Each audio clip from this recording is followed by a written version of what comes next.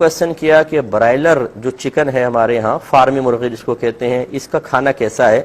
یہ کہتے ہیں کہ مجھے ایک شخص نے یہ کہا کہ ان مرغیوں کا کھانا ناپاک ہے، اور اگر آپ انہیں کھا لیں گے تو اس کے بعد جتنی عبادت کریں گے ساری عبادت ضائع ہو جائے گی، اور یہ جو محافل نعت خوانیوں وغیرہ یا جلسے جلوسوں کے بعد جو یہ مرغی کھلائی جاتی ہے برائلر، اگر کوئی اس کو کھائے گا تو محفل کا ثواب ختم ہو جائے گا۔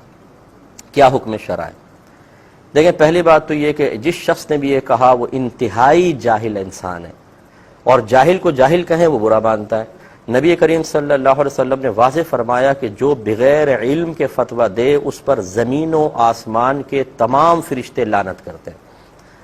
اب اس سوال کا جواب یہ ہے کہ برائلر چکن شرعاً کھانا بالکل جائز ہے، چاہے اس کی فیڈ میں کوئی بھی چیز شامل ہو، کیونکہ حکم شرع یہ ہے کہ جب کسی چیز کی حقیقت اور ماہیت بدل جائے، یعنی پہلے وہ کچھ اور تھی اور پھر اس کا نام بالکل بدل جائے، اس کی حقیقت بدل جائے، تو حکم بھی بدل جاتا ہے۔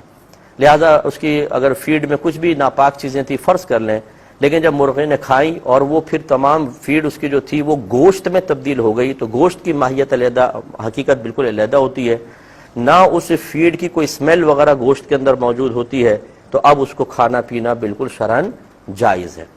اور یہ میں اس کو سمجھا دوں، جڑ ہوشیار کو آپ پوچھ لیجئے گا کہ جتنے سمندر کی مچھلیاں کھاتے ہیں، آپ کو پتہ ہے کیا چیزیں کھاتی ہیں؟ یہ کیڑے مکوڑے کھاتی ہیں۔ پھر آپ کی جتنی سیوریج ہوتی ہے یہ سارے کے سارے جا کے نالے سمندر میں گرتے ہیں، وہ مچھلیاں وہ آپ کی گندگی بھی کھاتی ہیں، اور اس سے ان کا گوشت بنتا ہے، اور پھر وہ گوشت آپ تک پہنچتا ہے۔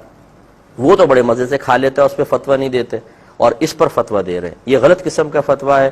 اگر کوئی اپنے طور پہ اس کو دل نہیں چاہتا وہ نہ کھانا چاہے، اس کی مرضی ہے، لیکن حکم شرع یہ ہے کہ اس کا کھانا بالکل طیب ہے، حلال ہے، اور اس کے حرام کا فتویٰ دینا خود حرام ہے۔ یہ بالکل حلال اور طیب ہے، کھا سکتے ہیں۔